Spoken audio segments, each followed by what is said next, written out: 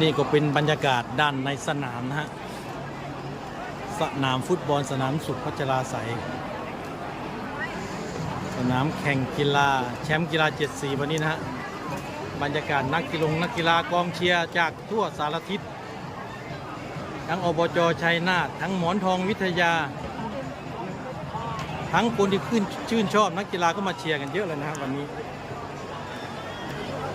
ผมจะถ่ายบรรยากาศให้ชมกันเยอะๆเลยผมก็ยังไม่ได้กลับฝั่งนี้ก็เป็นฝั่งกองเชียร์ของอบจ.ชัยนาทครับวันนี้ได้แชมป์ก็พากันยิ้มแย้มแจ่มใสดีฮะ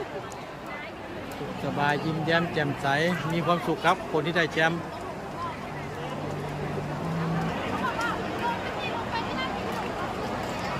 ยังเยอะนะฮะท่านผู้ชมวันนี้ยังเยอะ